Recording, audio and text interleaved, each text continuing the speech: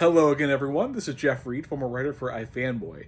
Peacemaker Season 2 debuts this week, and in the first season of Peacemaker, a large plot component revolved around Christopher Smith's ability to have these helmets on that gave him superpowers, one for every helmet that he had.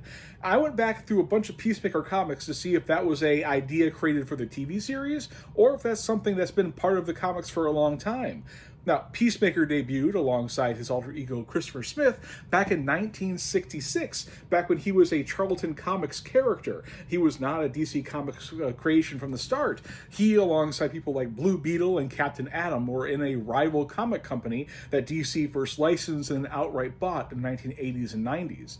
Peacemaker's first appearance in DC Comics didn't happen until the 1980s, where he became a part of Adrian Chase's Vigilante series, itself a spin-off of the New Teen Titans series.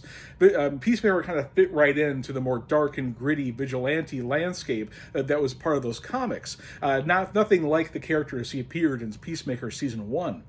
Eventually, Peacemaker became a part of the Checkmate series, again, part of along the lines of those spy thrillers that were part of DC Comics back in that era, and eventually he also became a part of the Suicide Squad.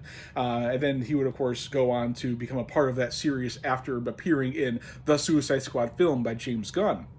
Now, Peacemaker, as he first appeared, just had a regular helmet that was not having any superpowers given to him whatsoever. Eventually, it was told that the helmet somehow contained the souls of all the people around him that died in violence. Now, if this was a real thing or just something that Christopher Smith had in his head because he was shown as deranged when he appeared in the 1980s, well, it's not really sure, but it's erring on the side of Christopher Smith just had a screw loose. Eventually, that part of the helmet kind of got wiped away, and then his Nazi father took over as the person in his head always constantly talking his ear off. That was a whole other component to the character.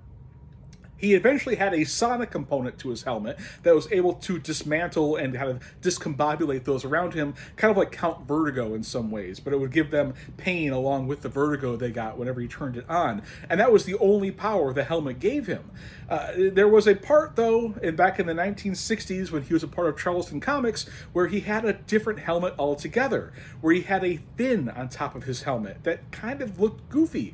See, the one power that he always had that the movies and TVs never had was a jetpack, and that fin allowed him to fly a little better, like Rocketeer or the Ray. But, it never really caught on, and that helmet was done away with completely when he came back in the 1980s.